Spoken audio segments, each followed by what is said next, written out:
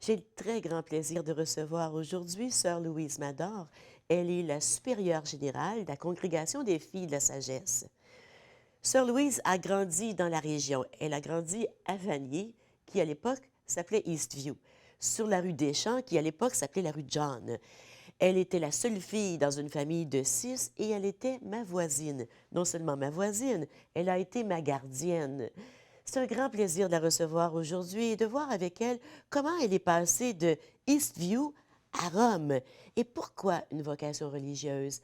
Et en fin de compte, la Congrégation des Filles de la Sagesse, quelle est sa mission, quel est son mandat aujourd'hui dans le monde?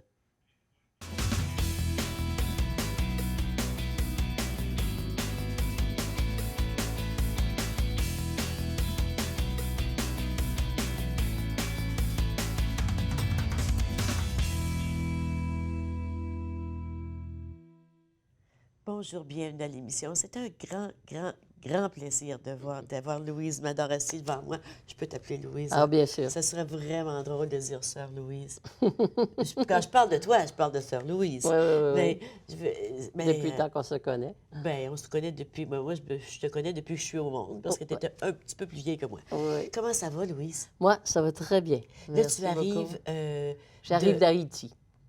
Qu'est-ce que tu es allé faire à Haïti? Haïti, nous sommes allés avec mes 4 conseillères faire la visite. Alors, comme conseil général, durant notre mandat de 6 ans, nous faisons le tour de toutes nos entités. Alors, j'ai 17 entités, mais nous sommes dans 20 pays. Alors, nous faisons une visite qui est entre 2 à 3 semaines, où on prend le pouls de ce que nos sœurs vivent, l'expérience, parce que est une chose de voir des images, est une chose d'être dans la voiture et de se faire cabosser pendant 6-7 heures pour se rendre à tel endroit, ou être dans une pirogue pendant 10 heures pour se rendre à l'autre endroit, et voir ce que nos sœurs vivent au niveau de la mission, au niveau de leur vie religieuse. Oui. Et puis voir le pouls un peu du pays et de quelle manière est-ce qu'on peut les aider à réaliser à la fois leur vie religieuse comme filles de la sagesse, mais aussi leur mission. Leur et les mission. soutenir là-dedans. Dans Oui. la communauté Dans où les elles communautés. Et puis parfois aussi, avec elles, faire une réflexion sur l'organisation qu'elles ont. Bon, je regarde comme au Madagascar, on est en train de faire une évaluation de toutes leurs cliniques, leurs écoles, et voir qu'est-ce que nous avons à améliorer et les aider à mieux structurer leur projet éducatif aussi. Alors, donc, c'est à différents niveaux. Des fois, c'est au niveau de la construction, des fois, c'est au niveau de la Ouais, pédagogie. oui. Bon, ça couvre bien Tout. des choses, tout. C'est un gros travail. C'est un C'est gros travail, mais c'est un travail passionnant. passionnant, oui. Passionnant parce que je vois mes sœurs qui se donnent corps et âme avec tout leur amour pour leur peuple. Oui. Et là, je viens d'Haïti. Bon, je vois mes sœurs qui n'ont pas craint de prendre le tap-tap, C'est quoi le l'autobus. tap-tap? OK. OK. On l'appelle tap-tap parce que tu es tapé tout le long. Alors, qui ont pris le tap-tap pour se rendre jusqu'à Port-au-Prince pendant 12 heures pour une rencontre ensemble, même si j'étais allée les visiter chez elles. Et puis qu'elles ont risqué avec des barrages Oui, un parce peu que partout. Parce que c'était c'était une pas... période ouais. d'élection qui est annulée, mais on ne sait pas ce qui va arriver. Alors, il y a eu des écoles de brûlées, il y a eu toutes sortes de choses. Et on est dans un milieu, on a une école qui s'appelle l'École Saint-Joseph, qui est dans un quartier très difficile, où nos sœurs, quand elles y rentrent, c'est très dangereux. Elles doivent passer à travers d'un marché où il y a du monde comme ça. Les gens se tassent pour qu'elles puissent entrer, mais les coups de tir, on les entend continuellement. Oh! Oui. Alors, donc, je les admire vraiment. Moi, je ne sais pas si je pourrais vivre ce que mes sœurs vivent des fois. Ah, c'est fou, hein? On va continuer à parler un peu on ne pourra pas aller en profondeur dans chacune des Non, 17... non. c'est quoi, 20 missions? Nous 17 sommes pays? dans 20 pays. 20 pays. 20 pays. 17 entités, 20 pays. Pourquoi 17 entités, 20 17 pays? entités, c'est pas comme 17 unités, mais 20 pays, parce que si je prends une entité qui est Maria Luisa, il y a 3 pays. Ah oui, Hein? d'accord. Il y a l'Équateur, le Pérou et l'Argentine. D'accord. GBI, Grande-Bretagne, mais il y a Grande-Bretagne, Irlande et puis l'Écosse.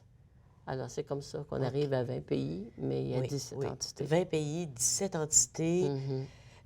C'est admirable dans le monde dans lequel on vit aujourd'hui. C'est admirable de voir que les filles de la sagesse peuvent continuer à s'implanter un peu partout. On va y revenir. J'aimerais qu'on parle de toi. Euh, on a grandi ensemble. Mhm. J'ai dit que tu étais la seule fille d'une famille de 6 enfants, c'est vrai. Tu avais 5 frères, Robert, Georges, Lévi, Paul et Marc. C'est ça, Et Robert nous a quittés. assez jeune. Il avait 62 ans. Oui, assez jeune. Il était très impliqué, il était conseiller municipal. Tu viens d'une famille qui était quand même très impliquée. Ta mère était très impliquée dans le Ah, Parti libéral. ma mère était très, très impliquée politiquement. Ma mère, je pense que si elle avait eu plus d'éducation, parce que maman n'avait qu'une troisième année, mais elle aimait lire. Mais c'était une femme très sociale, très engagée socialement. Bon, tu sais, à l'époque, dans les paroisses, il y avait toutes les organisations des fédérations des femmes de l'époque. Et elle était impliquée tout dedans, présidente aussi. Maman était une femme qui organisait beaucoup. Papa était moins de ce type-là. Oui. Hein? Mais maman, elle, tu lui donnais quelque chose, elle l'organisait. Et la table chez nous, on avait toujours du monde à la table. Oui. Que ce soit le laitier, boulanger, il avait son bol de soupe. Et puis, à l'époque, on avait des boulangers, des Oui, laitiers oui, qui oui, oui, venaient. oui, oui. Et puis, maman avait toujours le cœur. Mais il faut dire que sa mère était pareille. Moi, un souvenir que j'ai toujours de ma grand-mère, il y avait une famille assez pauvre dans Vanier. Et grand-mère m'avait envoyé porter du linge et je vois encore cette femme qui avait ce petit bébé dans cette boîte à chaussures avec le four, la porte du four ouverte pour garder l'enfant au chaud. Alors, c'est ce que me rappelle de ma grand-mère, qui était une femme qui ne parlait pas beaucoup, mais qui agissait. Ta grand-mère, la mère de ta mère? La mère de ma mère, ma grand-mère Charon, oui. Et grand-père, c'était un homme très pieux aussi, mais d'une gentillesse et qui connaissait bien la nature, mais aussi très, très serviable. Alors, grand-père, lui, c'était violonneux. Et puis, ce qu'il aimait, c'était d'aller jouer du violon pour les petits, les vieux, qui disaient pas les petits, mais les vieux au centre récréatif. Mais lui, il avait déjà 90 ans. Alors, donc, c'était oui. des gens Il y a généreux. des gens qui ne vieillissent jamais comme ça. Non, Hein? non, non, non. Des gens généreux qui nous ont appris à être comme eux, généreux aussi. Donc, cette jeunesse-là, cette enfance-là, les valeurs que tu as vécues, ce que tu as vu, le regard qu'on a porté sur toi aussi, sa vie, ça les clôt à l'intérieur de toi. Bien sûr. Bon, moi, j'ai fait partie des guides, Oui. ce qui m'a beaucoup informée. Et quand j'étais plus jeune, dans les guides, on m'avait dit, tu dois sortir de ta coquille. Je pense qu'ils n'ont pas eu besoin de me dire 2 fois. J'ai vraiment sorti de ma coquille. Et j'ai toujours été un peu un leader naturel. Bon, on l'a ou on ne l'a pas. Et quand j'étais au pensionnat aussi, au niveau des sports, etc., j'étais assez un leader. Et ensuite, j'étais en éducation. J'ai enseigné 8 ans à Elliott Lake, dans le nord de l'Ontario, oui. où j'ai beaucoup, beaucoup aimé les gens, travaillé beaucoup avec les gens. J'ai été dans les mines avec eux pour les connaître. Je suis allée à la chasse à l'orignal, au chevreuil avec eux. Et puis, je les ai beaucoup, beaucoup aimés. Et après, je suis partie à Toronto. Et là, c'était un autre monde. J'ai travaillé pour les 5 conseils scolaires de l'époque pour l'enseignement religieux c'est vrai. et l'éducation à la vie En familiale, effet, sexuelle. oui. Et là aussi, le conseil scolaire donnait beaucoup de formations et les gens qui étaient là, bon, je pense à Mona Huneau qui a travaillé avec moi, c'est des gens qui m'ont aidé beaucoup à grandir. Alors, je dis, et les sœurs, pendant ma formation aussi, ont arrondi mes coins un peu, parce que j'ai un caractère un peu comme ça. C'est tous ces gens-là qui m'ont façonnée et qui ont fait la femme que je suis aujourd'hui et qui peut exercer un leadership à ma manière aujourd'hui. Et mon équipe, je travaille avec 4 conseillères, donc 2 Françaises, et puis une Indienne, une Péruvienne. On a une photo, je pense, ça, c'est Et elle, puis, oui, celle-ci? c'est celle-ci. Oui. Oui. Alors, si on pouvait voir la photo numéro 2, Et j'aimerais que tu me puis, dises qui est avec toi. OK, je vais te dire ça. Alors, voici... Alors, à la gauche, c'est une Canadienne qui était économe générale. Et l'autre ensuite, c'est Isabelle. Alors, l'autre, c'est Anne-Marie Baudouin. À côté de toi. Oui. Oui. Non, à côté de moi, c'est Isabelle. OK. Alors, Isabelle, c'est une jeune Française OK. qui a Puis l'autre, 45 ans. la première à gauche, c'est Anne-Marie Baudouin. Anne-Marie Baudouin. Ensuite, En toi, dans le centre, arrière, oui. c'est une Indienne, Rani Keren, alors qui est conseillère.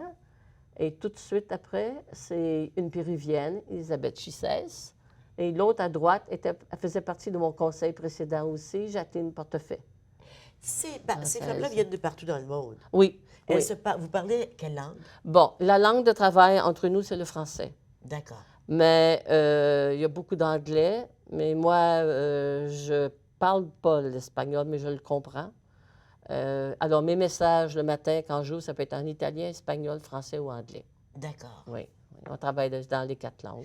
Il faut aller à la pause. Au retour, je veux savoir, là, tu nous parles de toi quand tu étais petite, ensuite toi religieuse, mais comment ça s'est fait, la décision? Te souviens-tu du moment où tu as dit, oui, c'est ce que je veux dans la vie?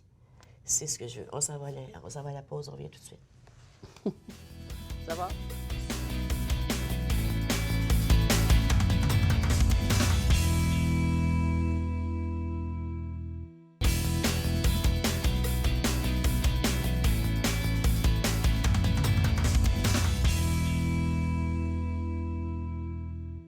Je suis en compagnie de Sœur Louise Mador. Elle est supérieure générale de la Congrégation des filles de la sagesse, une congrégation de religieuses avec laquelle, toi et moi, on a grandi. Oui. Pour les gens qui viennent de joindre à nous, Louise était ma voisine d'en face, en Oui. fait, de billets, sur la rue Deschamps, qui s'appelait alors John. John. Moi, j'étais 241, puis je pense que vous étiez 234. 234. Et mais c'était comme en face. C'est encore en face. C'est encore là, les Encore, maisons sont encore là. toujours, toujours. Puis ta mère est restée là longtemps, hein? Maman restait là jusqu'à l'âge de 80, je crois, Oui. avant de prendre un appartement à Vanier parce qu'elle ne pouvait plus rester toute seule. Oui. Donc, je voulais savoir, avant la pause, je te disais que j'aimerais ça savoir comment ça grandit en nous, une vocation religieuse, et à quel moment, te souviens-tu du moment où tu as dit, c'est ce que je veux faire, ou si ça a toujours été là? Bon, je dois dire que j'étais quand même privilégiée parce que mes parents étaient des parents chrétiens. Hein. Mon père avait fait son séminaire. Il n'est pas devenu prêtre parce qu'il est tombé en amour avec ma mère. Et au grand désespoir de ma grand-mère, il s'est marié. Et il a eu 6 enfants. Et je me rappelle toute jeune, je ne sais pas si tu te rappelles, toi, l'église Notre-Dame du Saint-Esprit. Ben oui, je me rappelle très bien. Bon, il y avait ce grand Christ. Ben oui, c'était une église très, très moderne. Très, hein. très moderne. Curé Baribeau était Avec assez moderne. Bon, pas dans ses paroles, mais... Non, pas dans ses paroles, en effet. Et je me souviens que j'allais des fois à la messe le matin tôt avec grand-papa. Et j'y allais parce qu'après ça, il me faisait un bon bol de soupane, de gruau, et j'aimais ça. Mais ce que j'aimais, c'était de m'asseoir là et je me sentais bien, comme en présence de quelqu'un indéfinissable, mais qui était comme Jésus. Et je le regardais, il me regardait, et il y avait cette présence qui m'enveloppait et que je me sentais bien. Et aussi, on a bâti un chalet chez moi, toute la famille. Et le soir, souvent, j'étais assise avec mon père. Mon père, c'était pas un homme qui parlait beaucoup.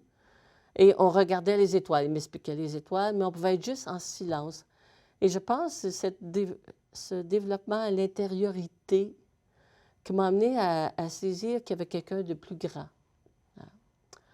Et l'expérience d'amour que j'ai eue dans ma famille, par mes frères, qui m'ont beaucoup aimé, qui m'aiment beaucoup, et mes parents, c'était comme ce plein d'amour. Je me suis dit, à un moment donné, je me rappelle où mon père m'avait pris dans ses bras et m'avait dit, « Je t'aime beaucoup. » Mais comme au fond de mon être, c'était comme si c'était Dieu qui me disait à moi, « Je t'aime beaucoup. » Mais c'était Dieu.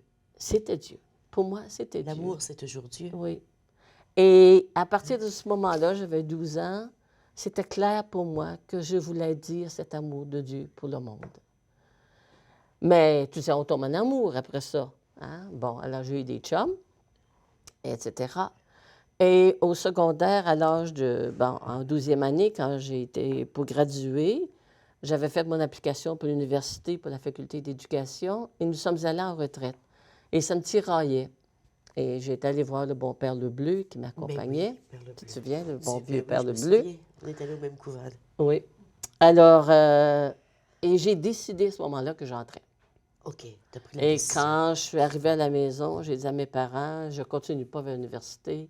Je sens que c'est maintenant que je dois entrer. Mais tu as eu l'appui de tes parents.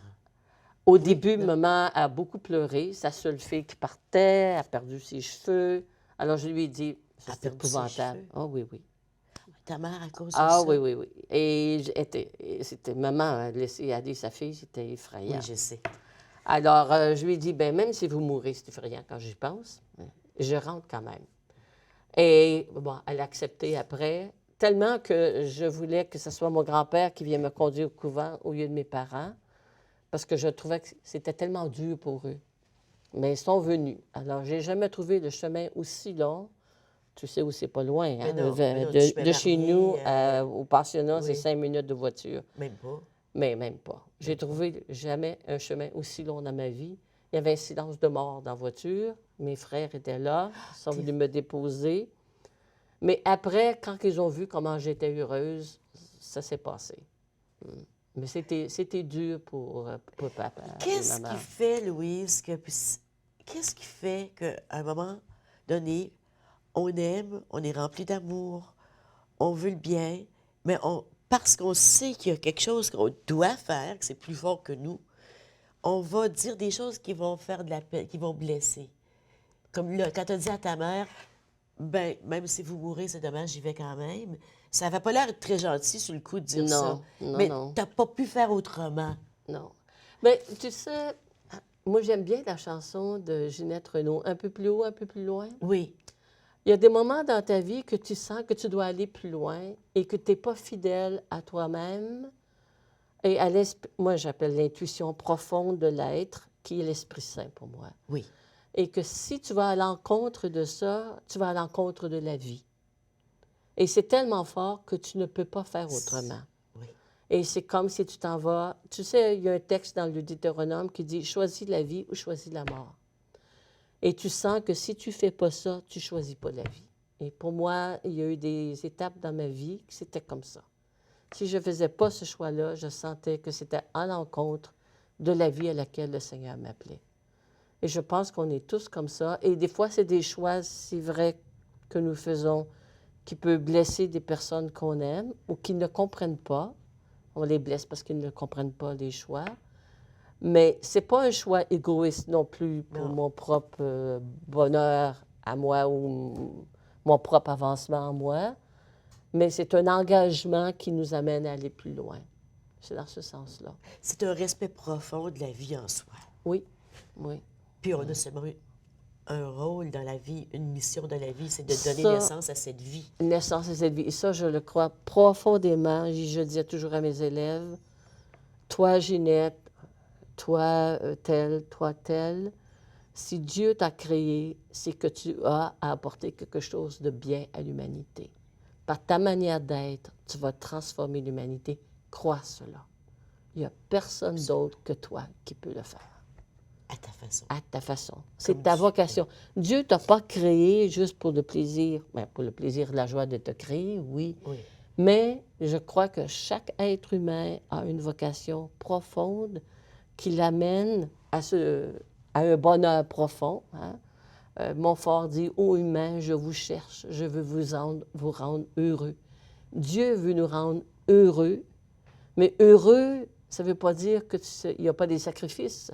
On n'aime pas ce mot-là aujourd'hui, mais... Non, on n'aime pas le mot sacrifice, on Fils. n'aime pas le mot souffrance, on n'aime pas le mot douleur. Mais ça fait partie du On don veut- de soi. On veut tout contrôler. Ben oui. Oui. Je veux dire, pour tes enfants, tu en as fait des sacrifices. Pour mes sœurs, j'en fais des sacrifices. Mais l'amour est le don de soi, est ce ruban qu'on étend vers l'autre et qui nous amène des fois à ce que ça fasse mal. Mais ça fait mal. C'est comme la femme qui donne naissance, ça fait mal. Moi, je n'ai jamais donné naissance, toi, tu Oui, l'as fait. oui, oui. Sur le coup, ça fait mal, mais c'est par amour. Ben oui. Et l'amour Mais va jusqu'au On don. parle de deux choses différentes aussi. Hein? Je veux dire, quand on est dans l'amour, la Ben, c'est souffrance pas- n'a pas le même sens que quand Non. on est dans la souffrance puis qu'on n'est pas capable de s'élever ailleurs. Non. Bon, je veux dire, quand quelqu'un souffre, tu ne peux pas dire non, non, non, tu ne souffres pas. mais non, mais non, mais Bon. non, mais non, mais non. Et Dieu n'est pas venu enlever la souffrance. Il est venu donner un sens à la souffrance. C'est-à-dire qu'à travers des choses qu'on vit, la vie est plus forte que la mort. Et que c'est là qu'on croit dans la résurrection. Peu importe ce qui arrive, ça peut être transformé en vie. Et j'ai vu ça, il y a des choses des images qui m'ont marqué quand je suis allée dans les Rocheuses. Je ne sais pas si tu es allée dans les Rocheuses, mais tu as des grands cours d'eau. Mais c'est la goutte d'eau qui a creusé le roc pour faire son chemin. Mais pour moi, la résurrection, c'est ça. Des fois, tu as des rocs qui sont devant toi, qui est la souffrance, et tu te dis comment est-ce qu'on va s'en sortir? Mais l'espérance qui vient de Dieu fait que cette petite goutte qui gruge et qui fait son chemin. Mais c'est ça, c'est tenir à cette espérance-là, c'est tenir à Dieu qui dit croyez en moi, je suis venu pour vous apporter la vie et la vie en abondance. Oui. Et c'est dans cette ligne-là. Puis c'est dans cette vie et dans ce chemin que réside notre bonheur. Absolument. Il faut aller à la pause encore une fois. C'est dommage de t'arrêter. On revient tout de suite. Ça va vite. Oui.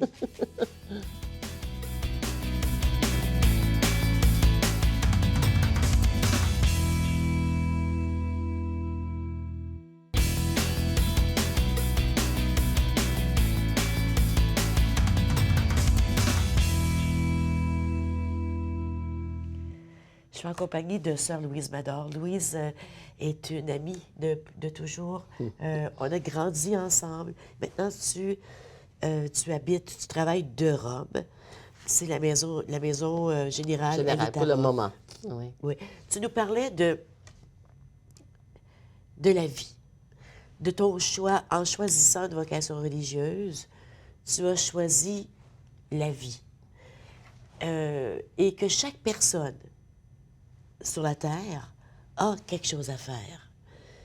Quand on regarde comment on se comporte comme société, on a l'impression que souvent, il y a des vies qui valent la peine et des vies qui ne valent pas la peine.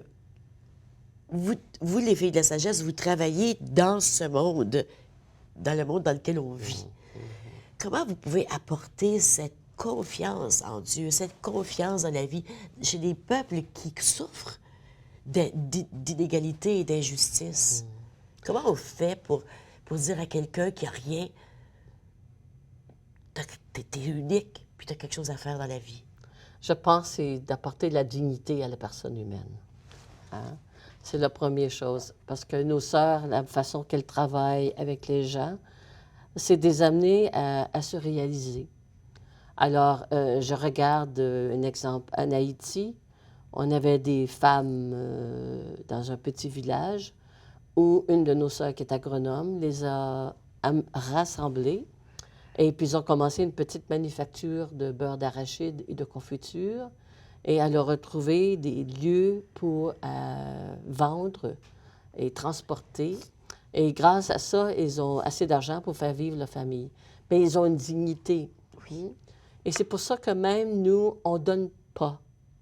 Dans le sens, bon, on a une pharmacie en Indonésie, les gens viennent, même si on leur charge 10 centimes, on leur charge parce qu'il y a une dignité de l'être humain.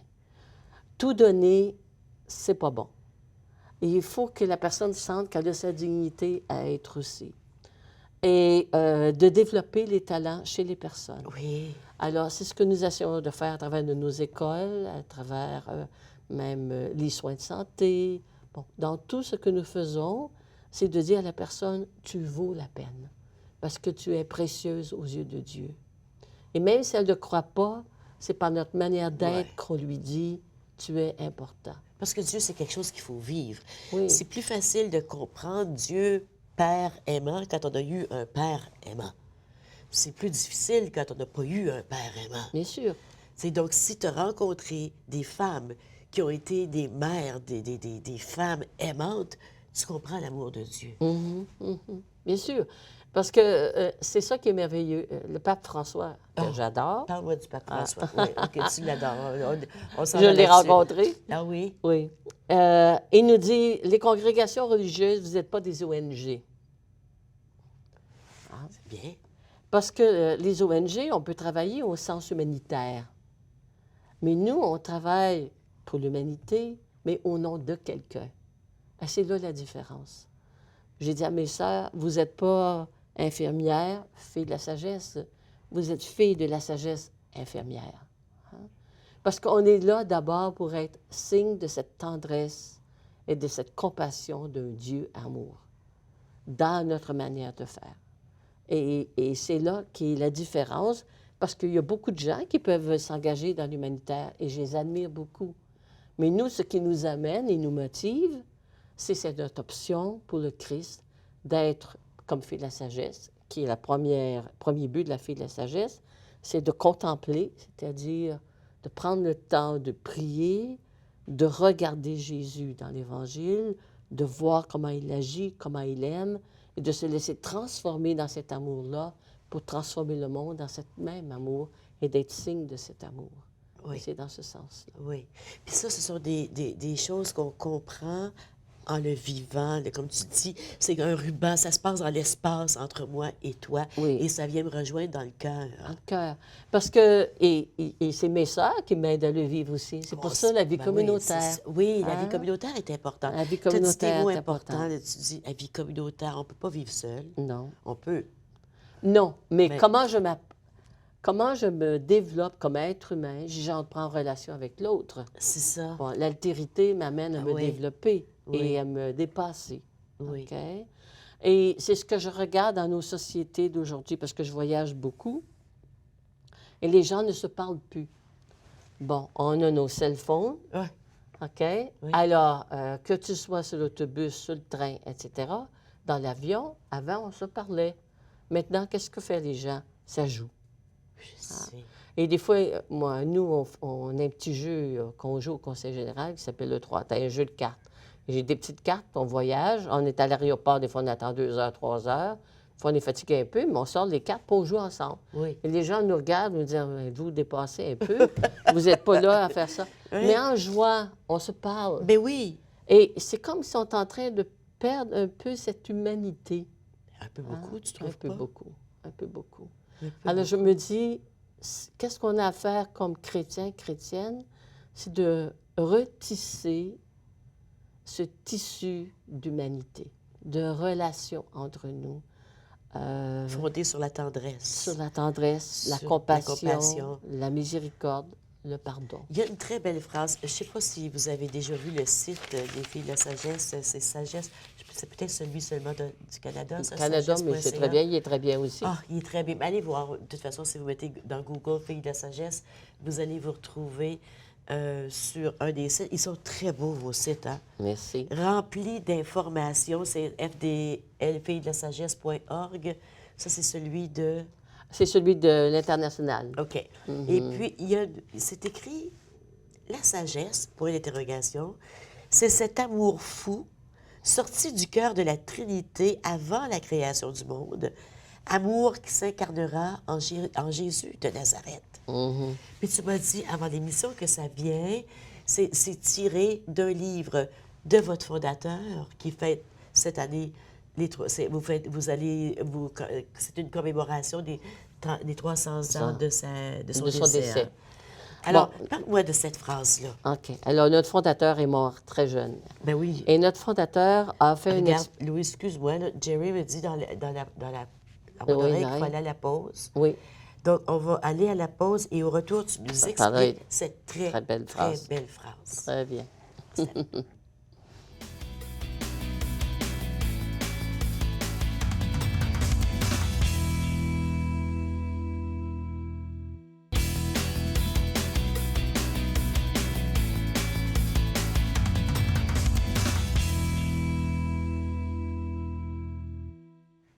Je suis en compagnie de Sœur Louise Mador. Elle est supérieure générale de la Congrégation des filles, des filles de la sagesse.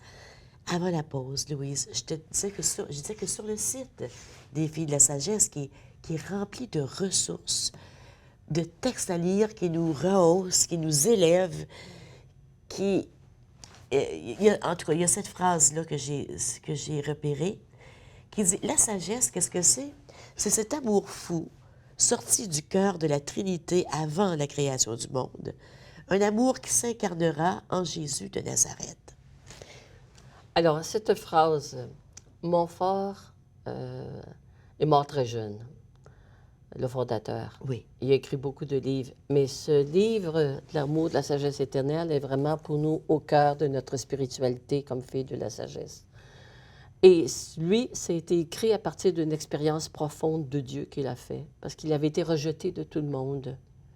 Et il a fait l'expérience en dessous d'un escalier où il était isolé de tous, de cet amour et de la folie de Dieu, qui vient d'un livre de Proverbes, Proverbe 8, hein, où Dieu dit ô humain, je te cherche, je veux te rendre heureux. Et Montfort dit que dans le livre de l'amour de la sagesse éternelle, au début, il y a eu un colloque entre le Père, le Fils et le Saint-Esprit.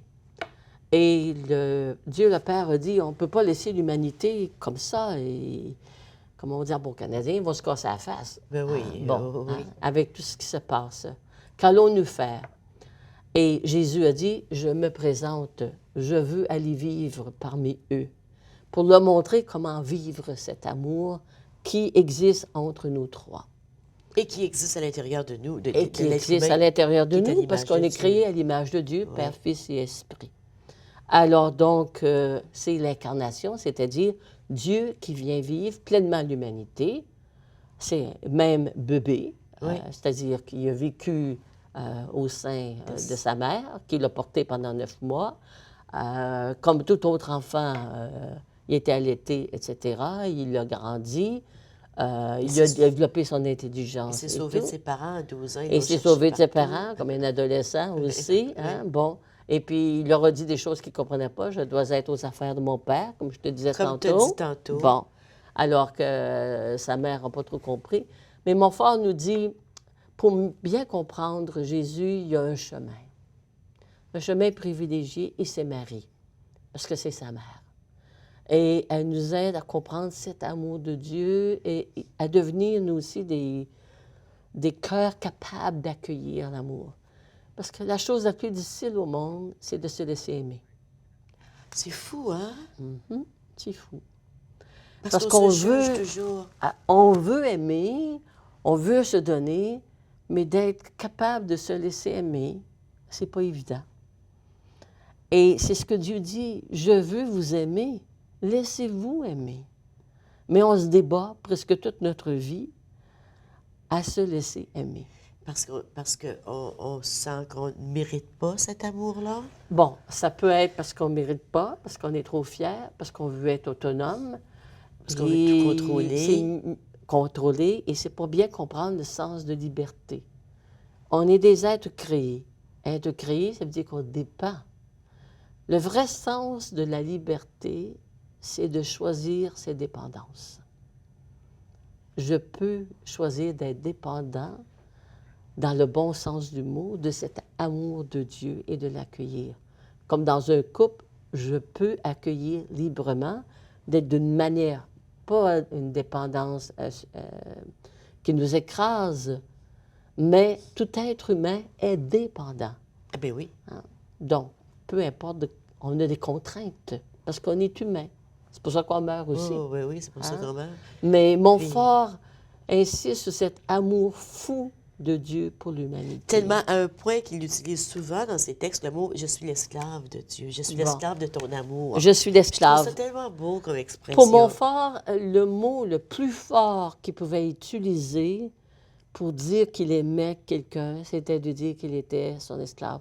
Tu sais, quand on a un bébé et qu'on l'aime beaucoup, on dit est « je son t'aime esclave. assez, je t'aime assez que je te mangerai ». Oui, Qu'est-ce que ça veut dire? Ça veut dire que je t'aime, je voudrais être toi, je voudrais faire partie de toi. oui, oui. C'est ça que ça veut dire. Oui, Hein? oui. Bon, alors, je voudrais être ton esclave aussi. Ça veut dire je vais faire tout. Je vais tout faire tout Demande-moi pour tout toi. ce que tu veux, je vais le faire. Oui, Par amour et avec choix. et avec joie. C'est ça, c'est ça. Tu as parlé du pape François tout à l'heure. Tu as dit que tu l'aimais beaucoup. C'est très réciproque. Puis je pense qu'il y a beaucoup de gens à travers le monde, peu importe de quelle religion on vient, Oui, les gens de fait. l'admirent beaucoup. Pour lui, la religion, le christianisme, c'est la tendresse, la compassion, la joie. Quand on regarde le monde, c'est pas facile, Non, mais cette année, c'est la miséricorde. l'année de la miséricorde. Vous êtes dans différents pays. Il y a des pays où les chrétiens ne sont pas très bien accueillis présentement. Là. Est-ce que c'est votre expérience? Et comment on fait pour avoir de la miséricorde dans ces situations-là? Bien, c'est-à-dire, Faire preuve de la miséricorde de Dieu, je devrais dire. C'est d'être toujours ce signe de cette tendresse de Dieu, qui est pas Dieu ne sait pas, quand je regarde Jésus, c'est le pardon. Pardon, c'est le don de l'amour au-delà de ce qui me blesse. Hein? J'avais lu une histoire qui m'avait beaucoup frappée. Ça se passait en Afrique et c'était une femme qui était infirmière et qui était allée comme bénévole et qui s'était fait prendre par la guérilla. Et puis, il l'emmenait dans la forêt pour la violer et la tuer, c'est certain. Et elle a posé un geste, parce que dans ces tribus-là, si je fais quelque chose de bien pour toi, tu dois faire quelque chose de bien pour moi. Et elle a sorti son paquet de cigarettes et elle s'est tournée et vers celui qui était pour la violer et la tuer, elle lui a offert une cigarette. Il n'a pas pu faire autrement que de la prendre. Il ne l'a pas tuée, il ne l'a pas violée. Donc, le Saint-Père, il nous rappelle, et Jésus nous le rappelle, la violence n'engendre que la violence. La seule chose qui détruit la violence, c'est l'amour. Mais on croit aujourd'hui que c'est que par la violence qu'on peut réduire des choses. Oui. Bon, on n'est pas fou non plus. Le pape il sait très bien que qu'est-ce qui se passe en Syrie avec la Daesh, etc., qu'on doit utiliser des fusils, etc., et essayer d'éliminer. Mais ce n'est pas le premier chemin qu'on devrait prendre. Oui. On devrait être capable d'arriver à se parler. Et tu as eu des femmes qui, dans des pays, dans des conflits, ont essayé de transformer des gens. Et je me rappelle en Papouasie, qui est le lieu le plus primitif que je connaisse. Encore aujourd'hui? Encore aujourd'hui.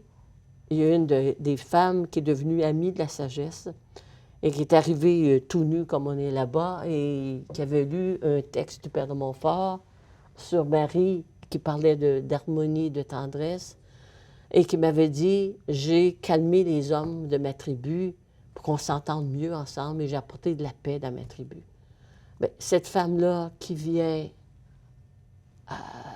du fond de la brousse, jungle, oui. de la jungle, avait compris ce message chrétien. Parce que le message, il est dans notre cœur, il est universel, il est à l'intérieur de nous. Il est à l'intérieur de nous, parce qu'on est créé Si on à cet enlève, image. ouais, si on enlève toutes Les carapaces. les affaires qu'on nous a fait croire, oui. qu'on avait besoin, puis qui on est, puis tout ça, c'est ce qui reste. Bien sûr, bien sûr. Voilà, une pause encore. On revient tout de suite.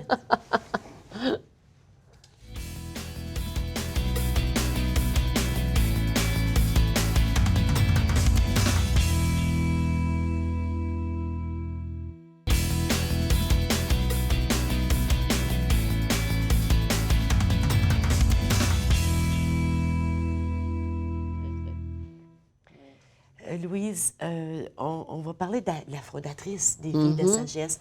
Mais on parle souvent du fondateur. Louis Grignon de Montfort, Oui. qui est plus connu à cause de ses œuvres, surtout le traité de la Vieille Révolution. Et puis... Marie-Louise Trichet. Et Marie-Louise Trichet, c'est la cofondatrice. Alors, elle était assez jeune et est allée voir le Père de Montfort. Sa sœur a été entendre ce prédicateur qui avait... Le Père de Montfort était extraordinaire pour parler, je dirais comme mon frère Georges. Ah oui. Et puis... Oui, ceux qui vont à la messe, qui vont à l'église. à puis Saint-Hubert-de-Méran. Oui, puis, Méran et ou encore, si on a le prieur en église, Oui. Georges Mador, ben, c'est le frère de Louise. C'est Georges Mador qui écrit des prières absolument extraordinaires. Ouais, ouais. Mes autres frères sont extraordinaires Ah aussi, oui, mais ils dans sont d'autres tous manières. extraordinaires. Ils sont tous extraordinaires. Au cas où ils nous écoutent. ça. Oui.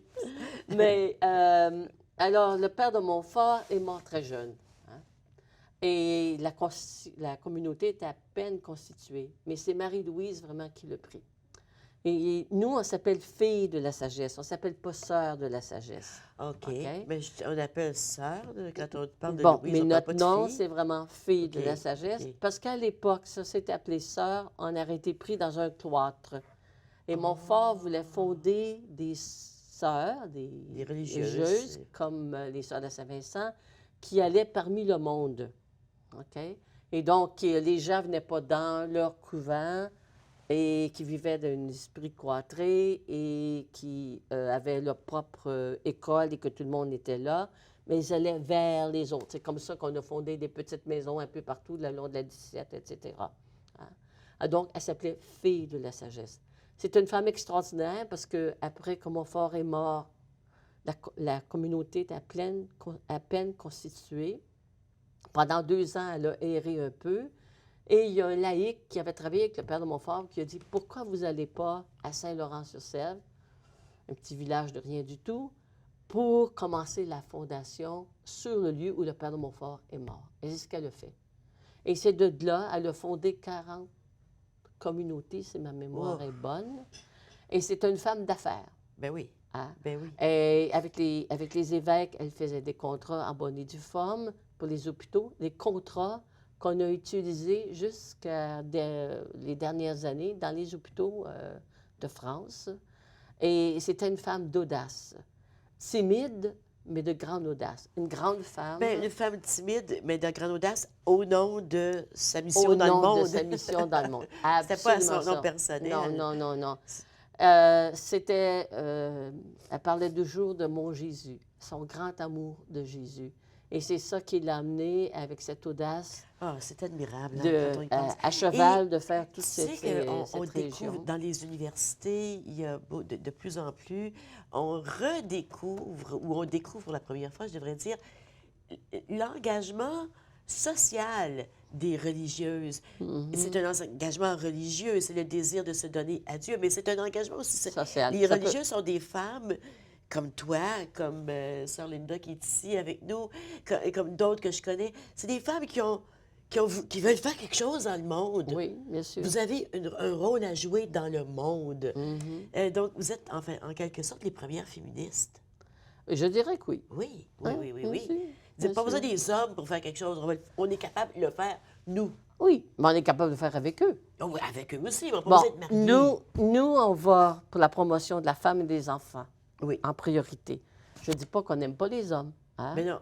Mais en priorité parce qu'une société, pour qu'elle grandisse, le cœur, c'est la femme. Absolument. Et qui amène la transformation de la famille et pour l'éducation. Et c'est pour ça que j'ai dit à mes sœurs, votre responsabilité, c'est de mettre les femmes debout dans les sociétés où vous êtes, que ce soit au Congo, que ce soit en Inde, que ce soit en Argentine, peu importe où nous sommes, vous avez à mettre les femmes debout.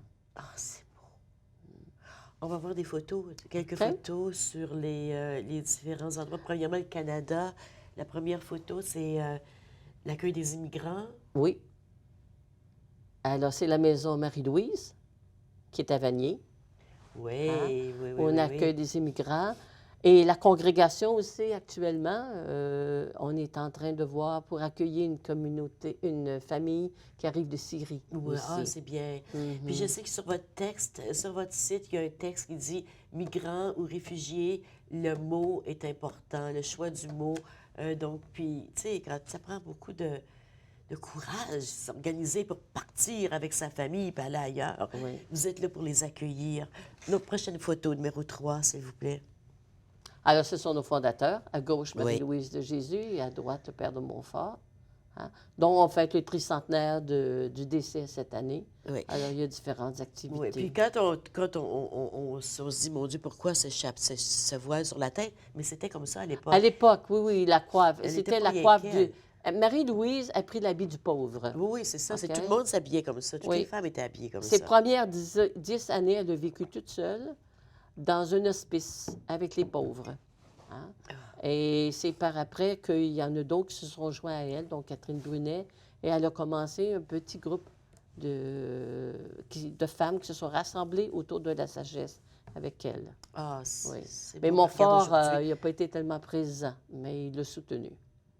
Oui. Ben oui. On continue. Alors, la photo ici. Alors ce ici, sont- c'est en Inde.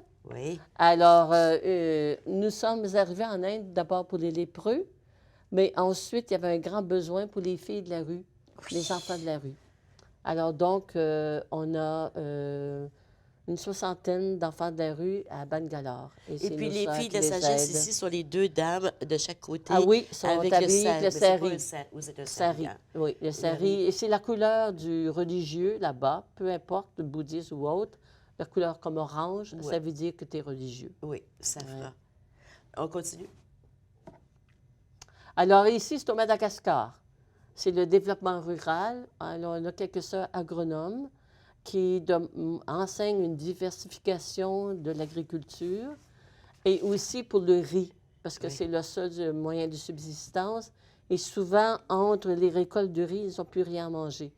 Là, justement, on a envoyé du riz parce qu'on avait 4 écoles où les enfants n'avaient plus rien à manger Ah! depuis un certain temps. Donc, nos sœurs aident beaucoup. Et elles développent aussi des fleurs pour des essences. Ah, mais c'est bien. On va aller à la prochaine que sur le Congo parce que Congo, alors là aussi, c'est développement des femmes. On leur montre alors ici, c'est l'artisanat. La l'artisanat. couture. La Oui. Congolaise est en bleu, notre sœur est Votre en sœur, bleu. OK, OK, Mm. oui. Alors, toutes sortes d'artisanat, de couture, pour qu'elles puissent le vendre par après, les Oui, puis dames. on sait qu'en Afrique, la couture, l'artisanat, c'est très prisé. Là. Oui, C'est oui. un travail que les femmes peuvent faire et peuvent être rémunérées. On continue. Mhm. Ça, La c'est Papouasie. la Papouasie julienne. Alors, on a ouvert un centre samaritain qu'on appelle, c'est les gens qui sont pris de HIV, SIDA.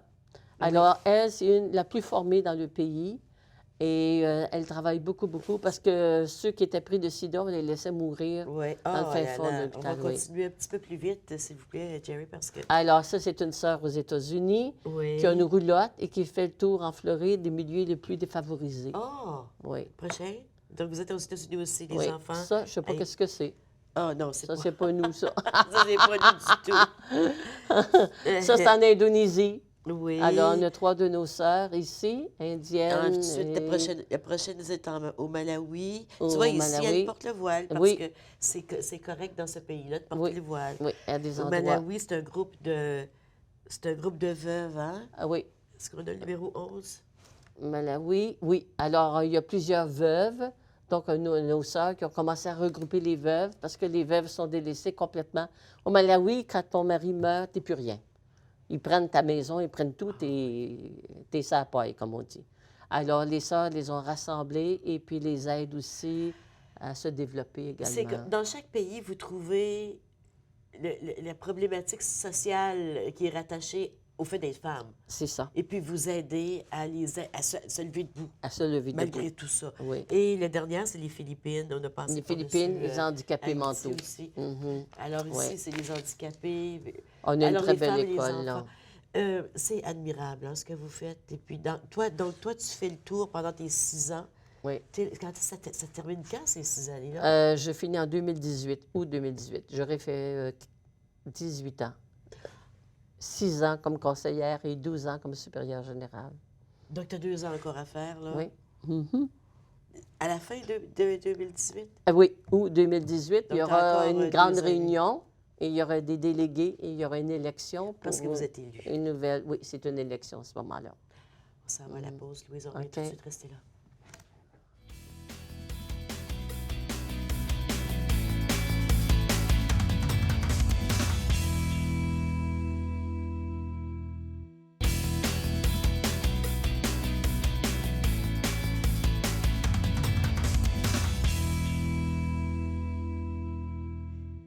Louise, on a à peine 2 minutes. Je voudrais continuer toujours, parce que c'est tellement intéressant, c'est tellement motivant.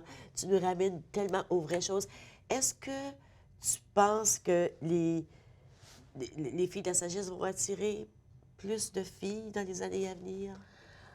C'est-à-dire que la conjoncture sociale est très différente qu'au moment Oui. que je suis rentrée dans la vie religieuse. Mais moi, je suis persuadée et convaincue qu'il y a encore des femmes qui sont appelées par le Seigneur. Moi, je suis convaincue de cela Moi aussi. aussi. Alors, peut-être qu'on est moins visible, qu'on a à être plus visible, On a une sœur qui s'occupe de l'éveil vocationnel dans le pays ici et dans d'autres pays. Mais je pense qu'on a des projets à offrir. Mais aussi, il y a des femmes qui ont le désir profond de se donner à Dieu. C'est la première Se option. donner à Dieu, ça veut dire se donner aux autres. Ah, aux autres. Bien, si tu te donnes, si tu te sens attiré par Dieu, c'est par lui que tu te laisses transformer pour te donner aux autres. Ça se tient ensemble. Oui, oui, oui. Donc, les jeunes filles ou les femmes qui disent, ben, c'est pas le mariage, c'est pas pour toutes les femmes, là. Non. On n'est pas toutes appelées, là, qui voudraient faire quelque chose. On voit les jeunes veulent faire quelque chose dans le monde, ils veulent aider. Mais ça Ben, aussi, c'est une façon s'il y a d'y des aller. jeunes qui veulent aider et faire un service humanitaire, ils peuvent venir faire un service humanitaire avec Chez nous. vous, avec vous. Oui, Ben oui, ça, c'est une façon. c'est des possibilités Louise, aussi. merci beaucoup d'être venue nous rencontrer aujourd'hui. Ça a été un énorme plaisir, surtout que tu arrives d'Haïti. Hier, tu es arrivé tard hier soir. Ce matin, on enregistre l'émission le 27 janvier, tôt le matin. Tu as pris la peine de venir ici avec Sœur Linda Joseph, qui est la supérieure provinciale. Tout à Merci l'heure. beaucoup. C'est moi qui te remercie, Ginette. Merci à vous aussi d'avoir été avec nous. Je vous souhaite une belle fin de journée, puis je vous souhaite tout l'amour du monde. À demain. Merci.